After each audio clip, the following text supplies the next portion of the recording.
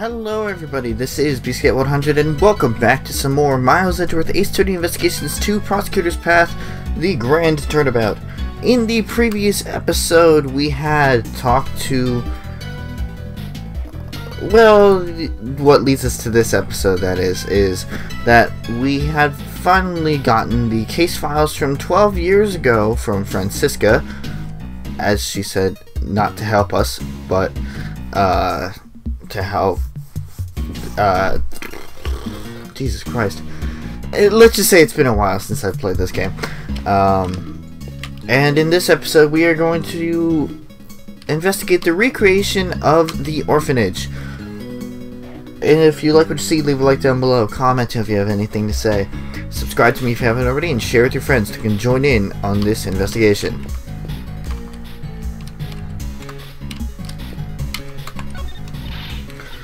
What a scoop! Would you look at that? These folks done turned green. Maybe they're sick or something, but their clothes are green too. Well, I'll be. Their clothes are all green too. I reckon this ain't no ordinary disease. You picked up on something good. Looks like you're taking it to the next level. Yes, Chief.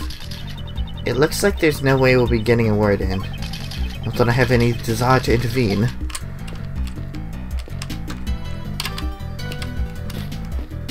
Talk to everybody first. Please, ask me anything you wish. You have my heartfelt thanks for bringing John back. Oh, even the thought of him not coming back makes me... Hey, old man, don't bully my mom! No, that wasn't my intention. Whoa, look at him go. Mommy's little knight in shining armor. He's so cool. It's not like that. Quit blabbering stupid stuff about me. John, please wait. May I proceed, Mr. Edgeworth? My actions were unbecoming of one who calls herself a servant of the Goddess of Law. I won't ask for forgiveness. However, Judge Courtney, I am not as well acquainted with the Goddess of Law as you are. However, isn't that goddess also a mother of other gods? The law makes exceptions for extenuating circumstances. It understands a mother's heart. I'd say perhaps your goddess sympathizes with you more than you think. But, Mr. Edgeworth...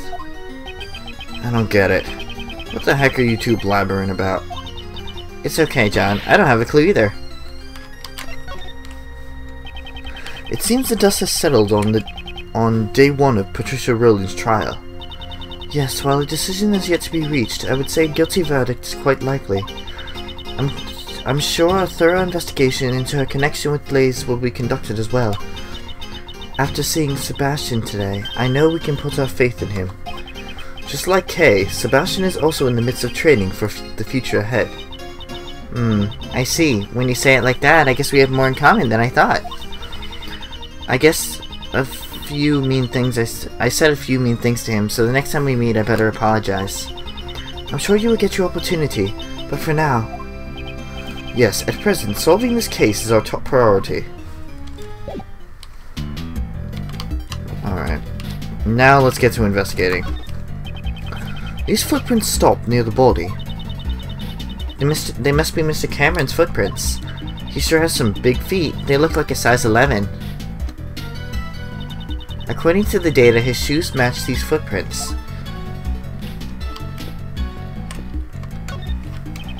The footprints here seem to lead to and from the body. These footprints were believed to be the culprits. The shoe size is about a size 7. That's fairly average. Seems we won't be able to tell who the culprit is from the footprints. Scruffy, don't you dare say a word. I'm warning you. Mr. Edgeworth, please help me, sir. What is it, Detective Gumshoe? It's about the story behind the SS5 incident, sir. Even though Blaze may have lost its authority, there's no way you can get confidential documents that quickly. That got me curious, and I made a few calls and asked around. And I found out that Miss Von Karma used all sorts of forceful tactics to... Scruffy, I thought I warned you.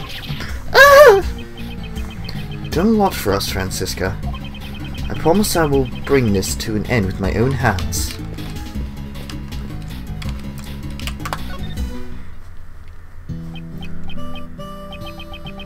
3 flower beds. And snow. Agent Lang, what's the matter? Something strange. I wasn't able to relay SH5 incident case files until now. Since Blaze had all access to that information restricted.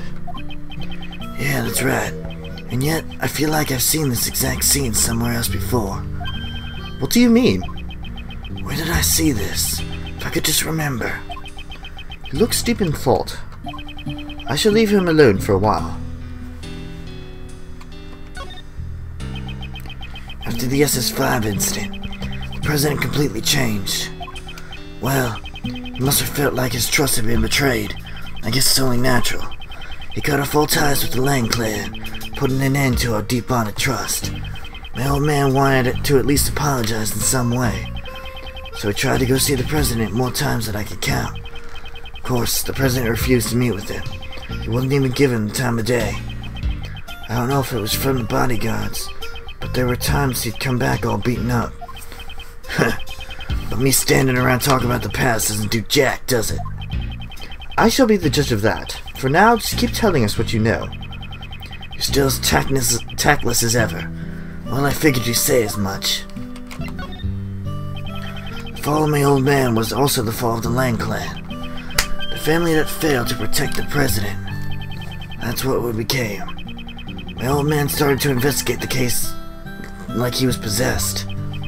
Could someone so driven by obsession truly conduct a proper investigation?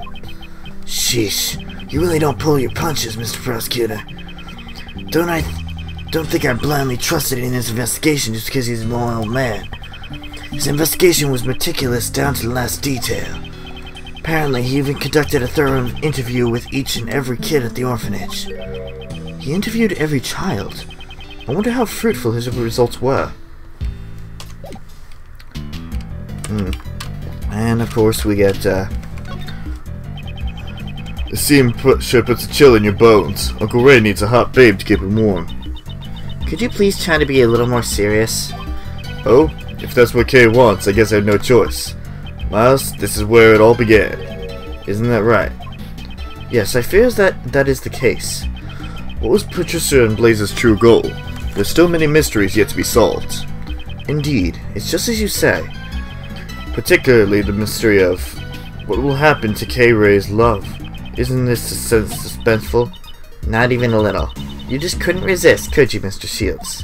Why can't you ever stay serious for more than a minute? I think he's genuinely incapable of staying serious for that long. Ugh. Alright, let's investigate the body. So this is the eyewitness of the president's kidnapping, Jack Cameron. What exactly did he witness? I've recreated the state of the body based on the photos taken by the police. It appears he was struck in the head from behind. The murder weapon was a brick, right? It looks like the one from this garden. The blood that flowed from his head has splattered all over the surroundings. Here, take this. It's Mr. Cameron's autopsy report. Bludgeoned to death, time of death, February 10th, around 1 a.m. I won't rest until I've inspected every suspicious-looking nook and cranny. I want to take a look at that autopsy report. Jack Cameron, February 10th, 12 years ago, around 1 a.m. Died instantly after being hit on the head with a brick. He was likely killed after leaving a message from his cell phone.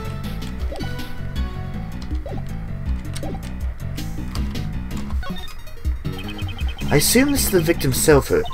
That's right. Apparently Mr. Cameron gave his eyewitness testimony over the cell phone. What do you mean by over the cell phone? After Cameron found the president, it seemed like he called his girlfriend. But she didn't answer the phone, so Cameron left a message on her answering machine. The tape is in the case files too. You want to hear it? Please.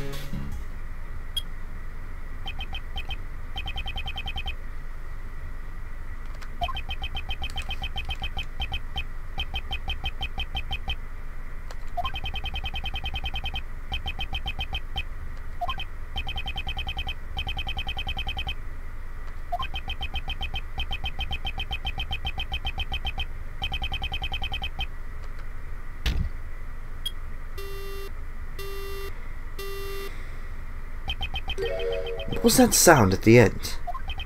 Seems he was attacked while he was still on the phone. Agent Lang, may I ask, what was the name of Mr. Cameron's beloved? I'm pretty sure I heard her name was Jill Crane. What? So, it was true. Did you say Jill? This was why she was seeking revenge for 12 long years. The feelings and items Miss Crane inherited from her beloved brought her to the auction. She had come to exact revenge on the conductor, Blaze. But Miss Crane tried to get revenge on Blaze, right? She may never have wanted to get revenge on him for covering up the kidnapping case. Perhaps she thought Blaze himself was the kidnapper.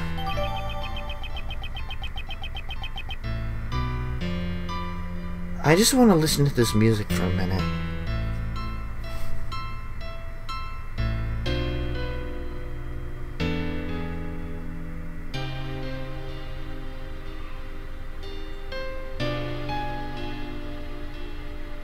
Because we don't hear this music much in the game. I feel like this is like one of the only times we actually hear it.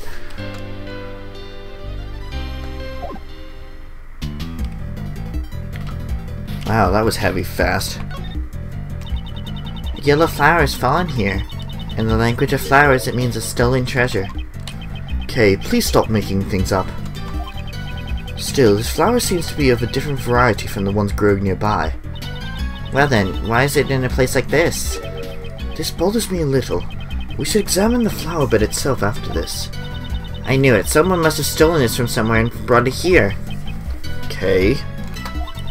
And in the language of flowers, this means an angry prosecutor.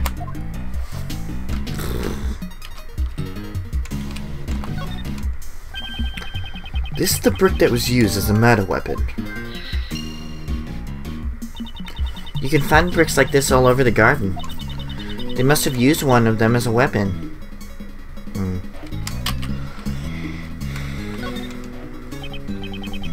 The victim was carrying a camera. Oh, according to the case files, it seems he only managed to take a single photo. Here it is.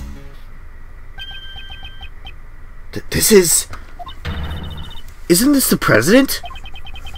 Isn't that the president? He's being held at gunpoint. This must be this must be the scene of the victim witnessed. So the person in the coat must have been the kidnapper. Indeed, it seems like some sort of disguise. If the logic of Agent Lang's father is correct, then this person should be Patricia Rowland. But why is there only one photo? Perhaps he was killed before he could take any more.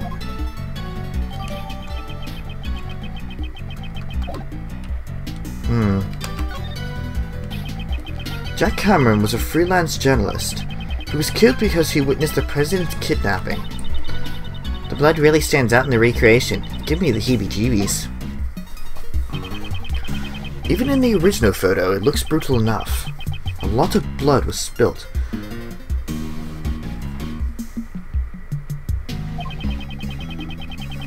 The back of his head is covered in blood. It must be from where all this blood was spilled from. According to the autopsy report, he was struck in the back of the head with a brick.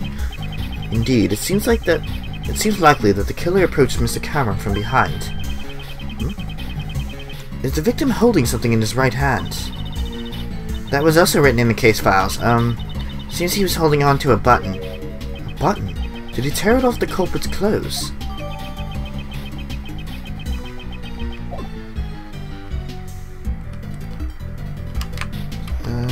The footprints... No, that seems to be all there is there. What's in logic?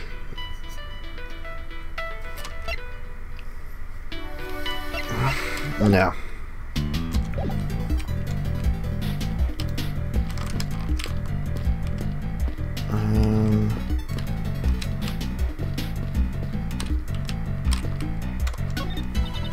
This bear-shaped igloo is both cute and scary at the same time. I hereby declare this a bear glue. This looks as though this igloo could fit 3 people inside. Yeah, I bet you could live up to 3 years in this bear glue. 3 years? What about the summertime? The igloo would melt. Mr. Edgeworth, say that again. Say that one more time. The igloo would melt.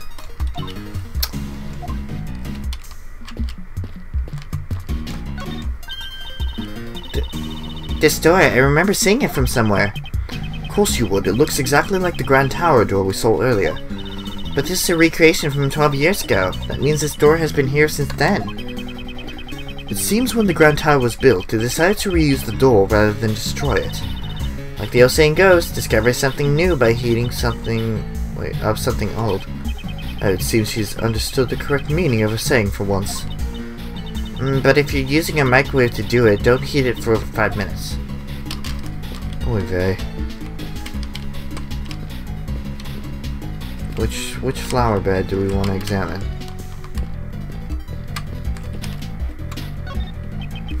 A flower bed? According to the data, this faculty had 3 gardens. Or facility, excuse me.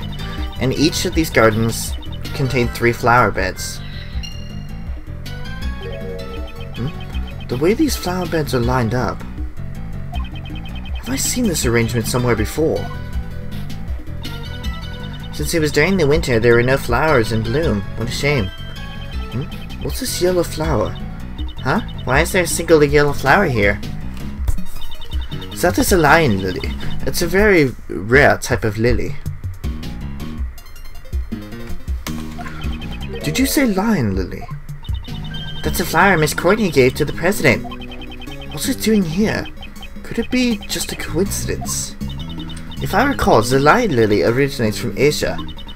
In the language of flowers, it means it's a bond between parent and child. I never knew you were so familiar with flowers. That much is common sense. You're simply lacking in your studies, Miles Edgeworth.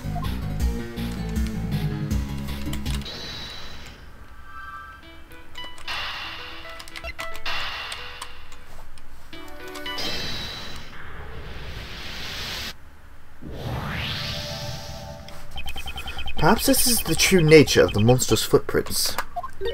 True nature? Compare the positions of the 3 footprints in the 3 flower beds on the left. The exposed areas of dirt match the areas where the flower beds were.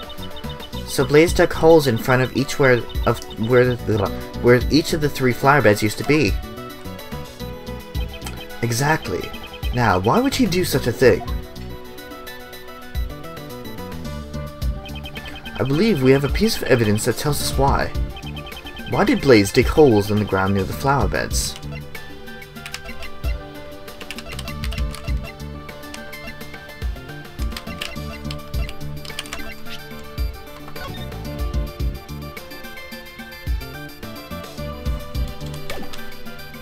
Take that! The report from Patricia Rowland to Blaze the best. It said something that was laid to rest in front of the flower beds. So Blaze was following Miss Rowland's instructions to dig it up. But why would he dig up 3 holes? The report didn't state which of the 3 flower beds the item was in front of. Oh, so Blaze didn't know exactly where to dig. That's why he had to dig up all 3 spots. Most likely, yes. I'm sure Blaze himself was none too happy about that. He went through all that trouble. I wonder what he was trying to dig up. The brick? Really? The murder weapon?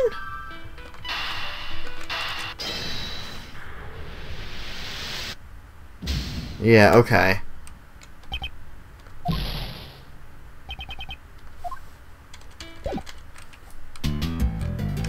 Alright, what else do we need to look at? Maybe we can get some more information out of him now.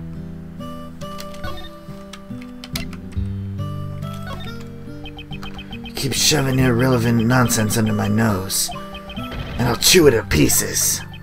I think I should put this away for now. The SS5 incident that occurred 12 years ago. Guess I should tell you everything. My old man failed to protect the country's #1 VIP because of that. Put everything on the line to hunt for his culprit after the incident. During that time, my old man, he was like a lifeless ghost. If he had just caught his prey, he might have been able to forgive himself. But that shrew Roland, she managed to get away scot-free. My old man couldn't repay his debt to the president, nor could he unravel the case. So began the nightmare that our wolf pack still haven't woken up from since this day. Satisfied? When his clan's honor was damaged, young Lang's heart was wounded just as badly. Agent Lang, I can sympathize with your father's regrets. However, all we can do is perform a thorough investigation of this case. I hope your words will serve as some kind of clue. That's all you have to say? Jeez, all that talking was a real waste of time.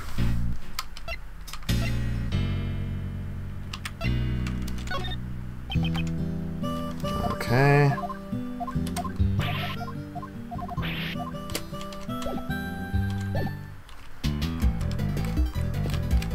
Anything else? These playground toys are modeled after a hare and a tortoise, like from the fable. The tortoise and the hare competed in the race, and in the end the hare lost. And now, for something completely different, it's time for a quiz. Why did the hare lose? There are 3 choices. I already know the answer. It's because the hare took a nap. 1. The hare's favorite shoes were stolen by the Yanagrasu. 2. The tortoise trained with the Yanagrasu until it became faster than the hare. Unbeknownst to the 2 animals, the Yanagrasu stole the victory from the shadows. Those are my only choices? It's too hard for you? Okay, I'll give you a hint. It starts with the.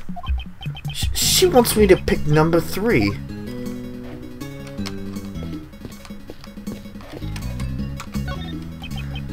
This has mostly melted, but appears to be a snowman? It has a scarf and a hat. It must have melted since it was dressed so warmly. Poor thing has even lost one of the buttons that was used for its eyes. The temperature reaches its lowest point at dawn. Perhaps it would have refrozen later. Not so fast, Miss Edgeworth. When snowman melts, even if it freezes up again, it becomes an iceman instead of a snowman. What? Is that what she was expecting me to say?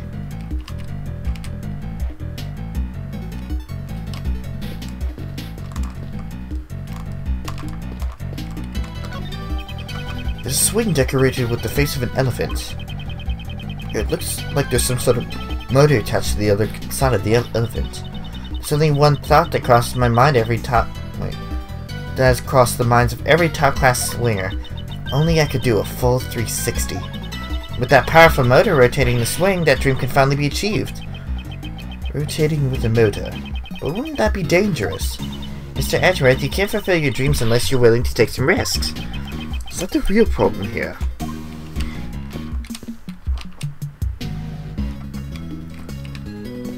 Is that it for the body? Did I miss something? Yeah.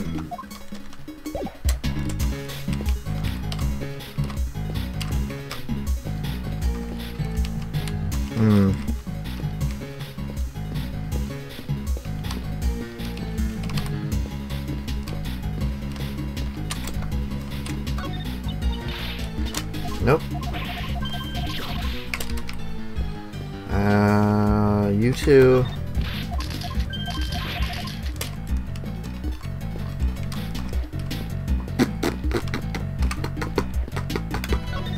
Anything I can show them?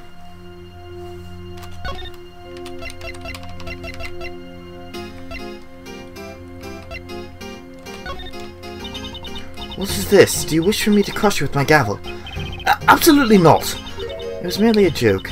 The goddess of law does not permit the gavel to be used in triviality. You looked quite serious about it, though. Well, that was entertaining. Shit, man, come on. There has to be something that I'm missing here.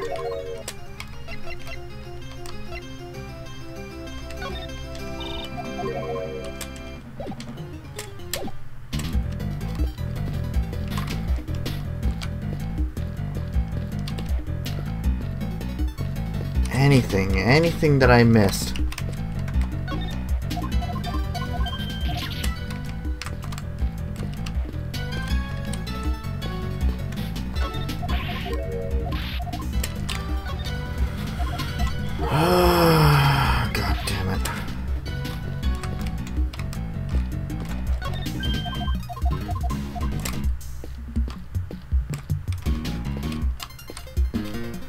Is there a piece of evidence that I need to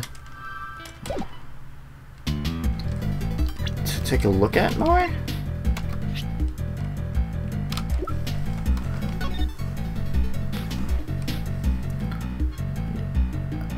Okay.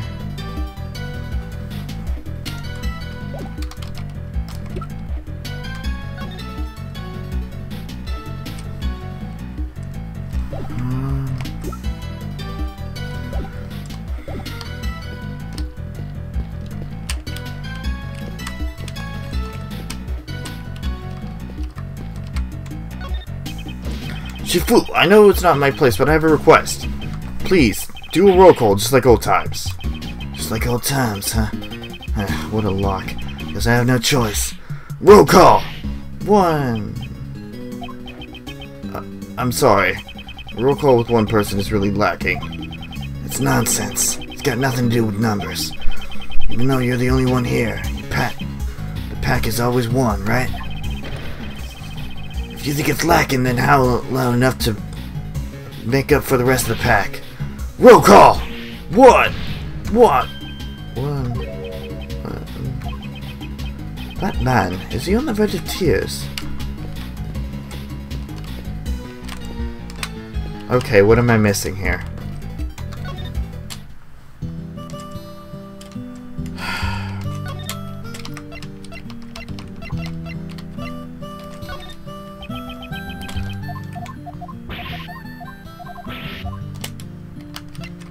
Really? Nothing?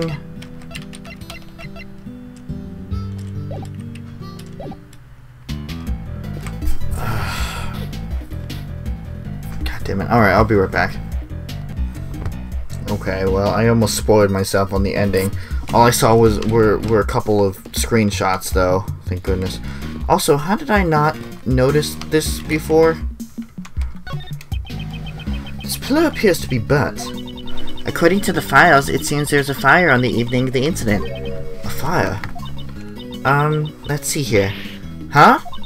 It says that one of the children at the orphanage spilled kerosene and set it on fire as a prank. Guess that kid had far too much energy. Thanks to that, we can't make out any of the other footprints near the main hall.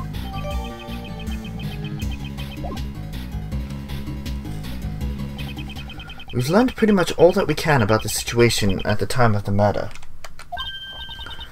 Now in that case, is there another scene you'd like to recreate? Yes, would you do the honors? I would like you to recreate the scene when the victim witnessed the president's kidnapping. Right, I'll recreate the scene based on Mr. Cameron's photo.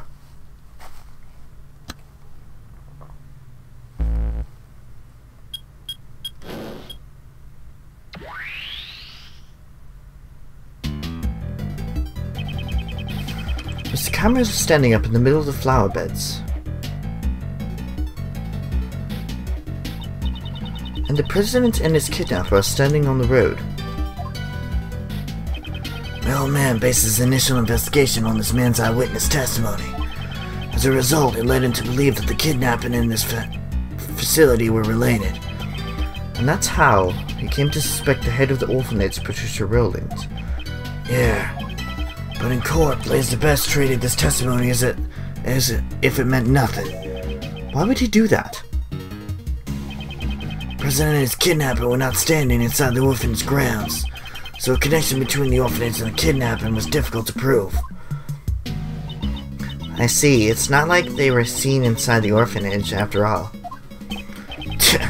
No matter how much evidence the detectives gather at the crime scene, it doesn't mean squat if the prosecutors won't use it in court. Blaze the Best had some kind of connection with the Patricia Rowlands. I figured they had some kind of deal going on. In other words, you think that Blaze was one of the kidnappers? However, your father was convinced that Patricia Rowland was the culprit. Your father was a highly capable investigator, I presume. Might he have some other basis for a conclusion besides the eyewitness testimony? Yeah, I figured he did, but I have no idea what it was. My old man never really talked much about the case. Agent Lang's father, Died Long Lang, President Lang's most trusted confidant. The truth he discovered was suppressed by Blaze the Best. First, we must find that hidden truth. Okay, so we can change the recreation now, if we so think.